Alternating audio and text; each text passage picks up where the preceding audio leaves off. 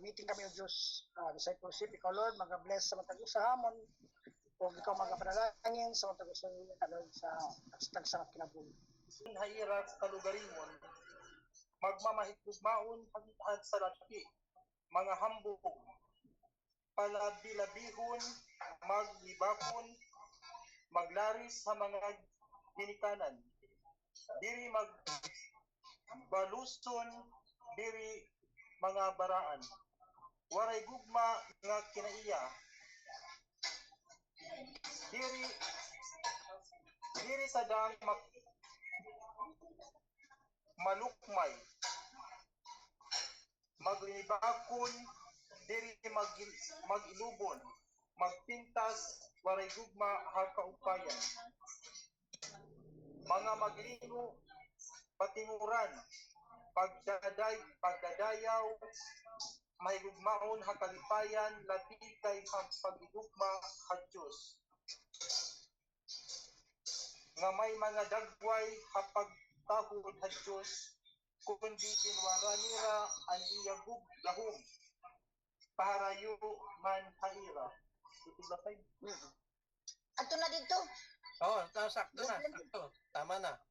Okay, sa Tagalog yan, ito darating ang panahon, sabi ko, ngunit alamin ninyo ito, dapat nyong malaman, huwag nyong kakalimutan, sa huling araw, ano ba yung huling araw? Ibig sabihin na yung huling araw, maabot na si Kristo, darating. Ano mangyayari sa huling araw? Ang tao magiging maraming kahirapan, magulo. Sa tingin nyo, magulo na ba yung panahon ngayon? Magulo na? Ha? Masamok na? Ha?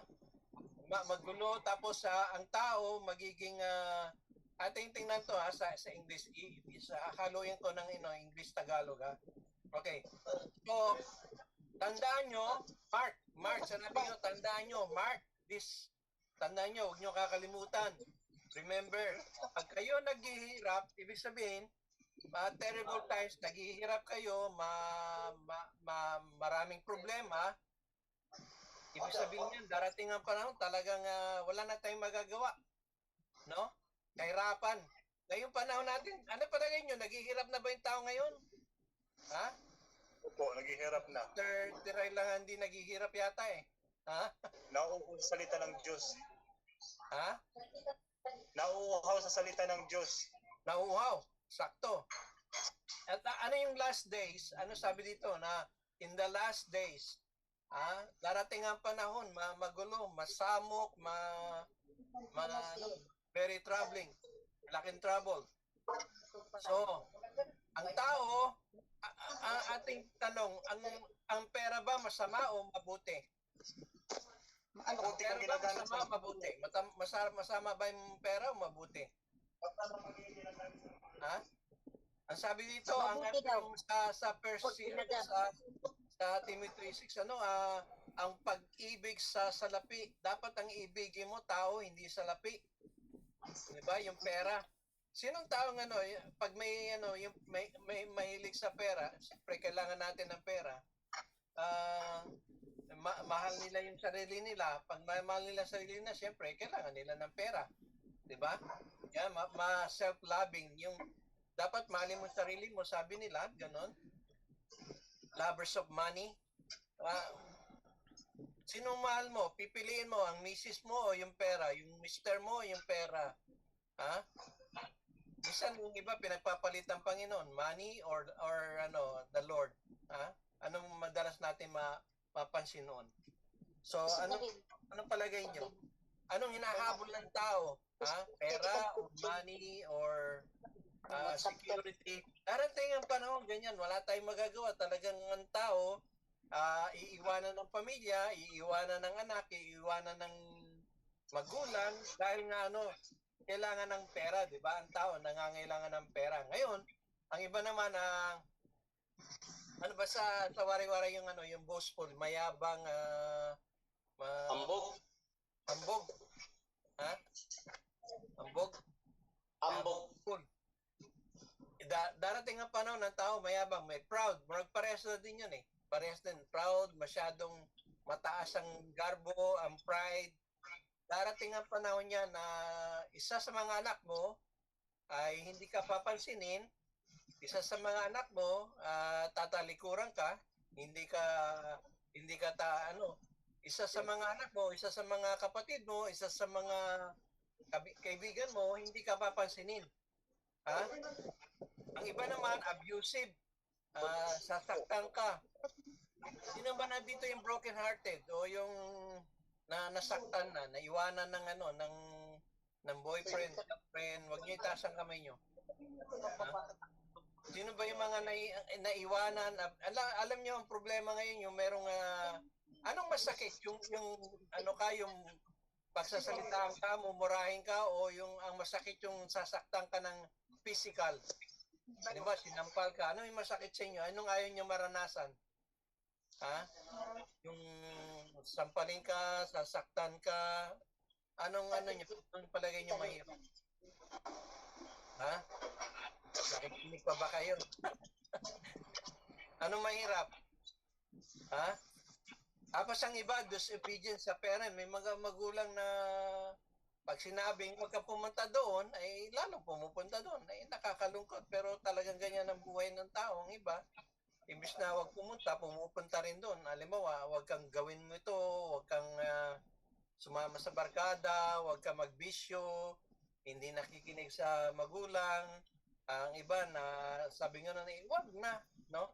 Alam nyo, kailangan natin, darating ang panahon yan iiwanan kayo ng anak nyo, hindi makikinig sa inyo, ang kaibigan nyo, iiwanan din kayo, ibibitray kayo. Yun ang darating ang panahon at darating, kaya dapat ay maging handa tayo. Ungrateful. Meron na ba kayo na tao na binigyan nyo, tinulungan nyo, ikaw pang masama? Ha? Ha? Ikaw na tumulong, nagbigay ka na ng pagtulong, pero darating ng panahon, ikaw pang masama.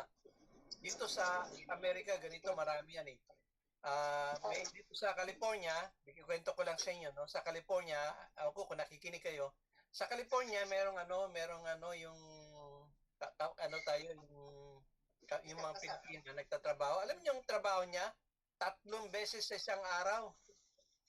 Para makapagpadala sa Pilipinas.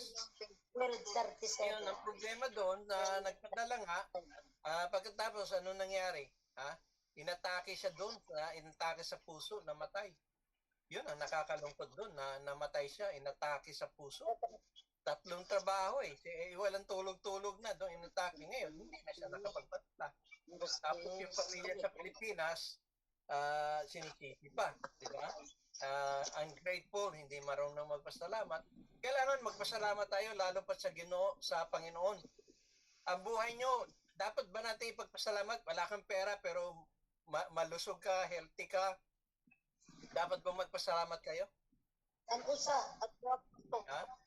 Dapat ba tayo magpasalamat? Ang palagay nyo?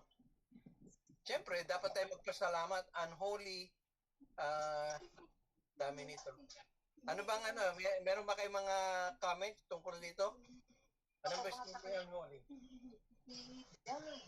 Walang pag-ibig. Ha? Hindi marunong magpasalamat, pag walang pag-ibig, sino ba dito hindi marunong umibig? Hindi marunong magmahal. Ha? Marunong ba tayo magmahal? Lagi na lang galit. Alam nyo, hindi kailangan natin laging magalit Dapat mapagmahal tayo. Kasi pag tayo sigaw ng sigaw, parang inaano natin, wala nang mabuti sa mundo. Wala nang pag-asa ang mundo. Wala nang pag-asa ang kamag-anak nyo. Wala nang pag-asa ang kapatiran nyo. Wala nang pag-asa. Puro ganun na lang Hindi marunong magpatawad. Alam nyo, isang bagay, ang tao, ang kulang, yung pagpapatawad Pagpatawad, kailangan natin magpatawaran. Sino ba hindi marunong magpatawad dito? Itinataga sa bato. Sabi nga hindi ako magpapatawad hanggat hindi napaparusahan. Meron mga taong gano'n, di ba? Hindi magpatawad hanggat hindi nagpaparusa. Ngayon, kailangan magpatawaran tayo kasi wala naman taong perfecto May perfecto bang tao? Ha? Wala, di ba? Ang tao, lalo pat kayo, may mga na kayo, magkakamali at magkakamali yan. Walang taong perfecto. Darating panahon at magkakamali at magkakamali yan sila.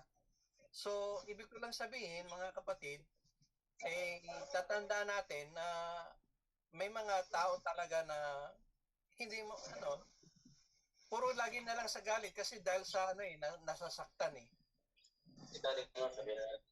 Di ba? Nasasaktan na may paninirang puri, ganon, sisiraan kayo. Na-expected yan eh. Huwag kayong magtaka. Kaya sabi nga Mark this day, tandaan nyo, ang tao, slanderous, machismis, mag-gossip, magsisinungaling para lang kayo masira. Hindi, para yung pag kayo nagbubunga, magandang pagbubunga nyo, natural lang na minsan ng tao, pag nagbubunga ang tao, babatuhin niya na yung bunga kasi marami kayong bunga eh. Diba? Napakaganda. Ngayon, walang control. Kailangan natin ng self-control. Brutal, talagang sadistic. May mga tao bang namimit yung sadistic na sinasabihan ka lagi ng masasakit. Kung hindi naman saktan ka, pag-umurahin ka, pagsasabihan ka ng masama, ngayon, baka meron na kayong gustong i-comment. Tapusin ko lang to ha, saglit. Ngayon ang iba hindi ayaw nila ng mabuti, puro kasamaan. Alam niyo karamihan sa napapanood nating sine puros sa kontrabida nagiging bida eh.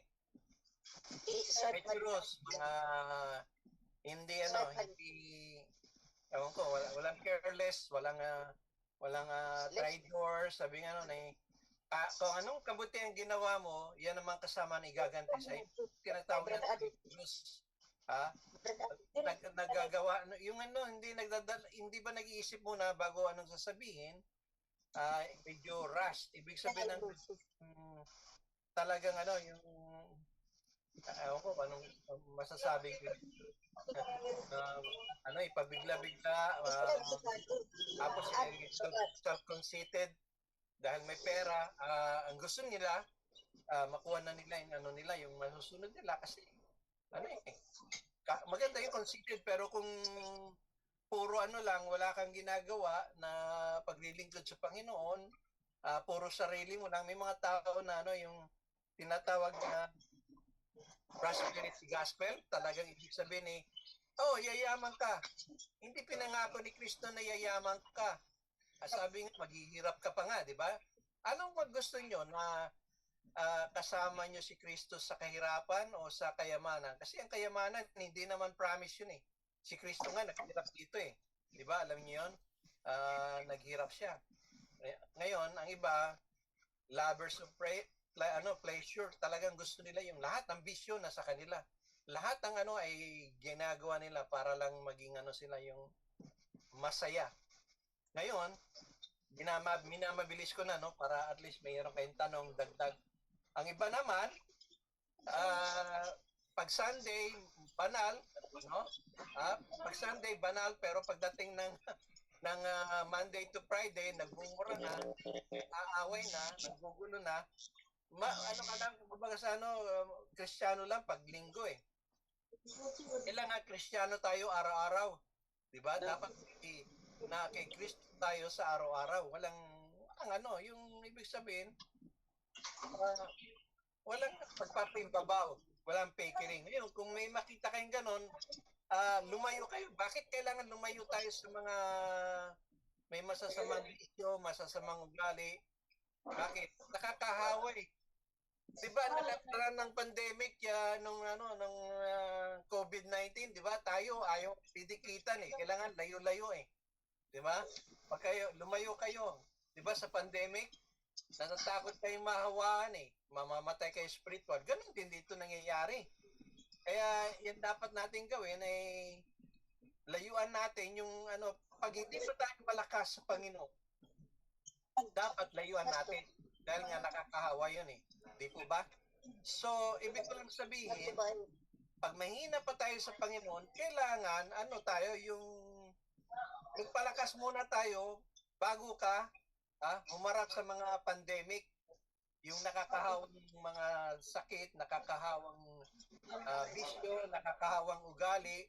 Kasi yung ugaling masama, nakakahawa yun eh. Dagdag